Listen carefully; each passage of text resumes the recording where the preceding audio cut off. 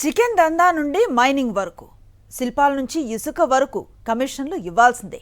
ఏ ఒక్క దానిని వదలకుండా ప్రతిదానికి రేట్ ఫిక్స్ చేసి బీ ట్యాక్స్ పేరుతో టీడీపీ ఎమ్మెల్యే వసూళ్లకు పాల్పడుతున్నారని టీడీపీ నేతలే ఆరోపిస్తున్నారు.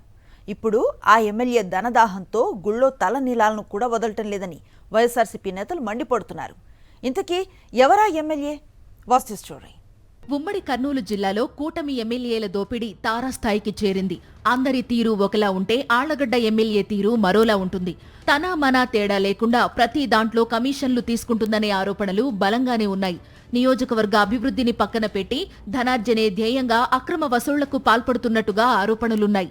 ఈ క్రమంలో తలనీలాలను కూడా వదలడం లేదనే విమర్శలున్నాయి.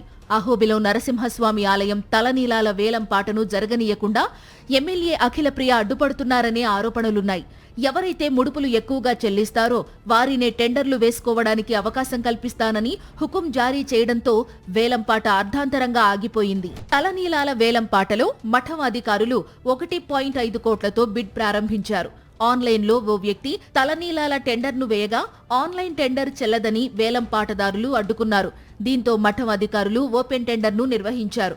ఇక మఠం అధికారులు ప్రతిపాదించిన బిడ్ ధర కన్నా ఎక్కువకు వేలంపాటదారులు పాడలేకపోయారు. అధిక ధరకు వేలంపాట పాడడానికి ఎవరూ ముందుకు రాకపోవడంతో మఠం అధికారులు తలనీలాల వేలంపాటను నిలిపివేశారు. దీంతో తలనీలాల వేలం అంశం ఉమ్మడి కర్నూలు జిల్లాలో చర్చనీయాంశమైంది.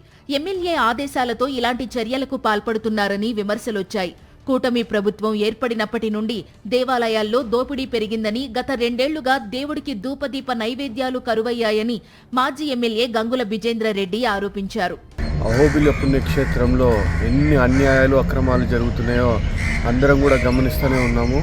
టెండర్ జరపాలి అంటే మాకే ఇవ్వాలా, మేము చెప్పిన రేట్కే ఇవ్వాలా అని చెప్పేసి మఠాధిపతుల్ని బెదిరిస్తూ ఈరోజు ఆఖరికి గుడిలో ఏదైతే హ్యూమన్ ఎంట్రికలు తీసి దేవునికి సమర్పించుకుంటారో భక్తులు, ఆ ఎంట్రికల్ని కూడా దొంగలిచ్చే పరిస్థితి చూసాం.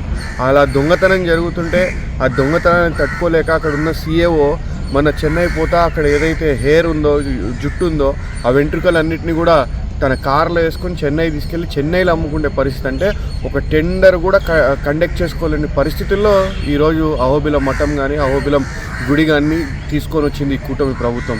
కూటమి నేతలు దోచుకో దాచుకో అన్నట్లుగా ఆర్థికంగా బలపడేందుకు కృషి చేస్తున్నారే తప్ప నియోజకవర్గ అభివృద్ధిని గాలికి వదిలేశారంటూ వైఎస్ఆర్సీపీ నాయకులు మండిపడుతున్నారు.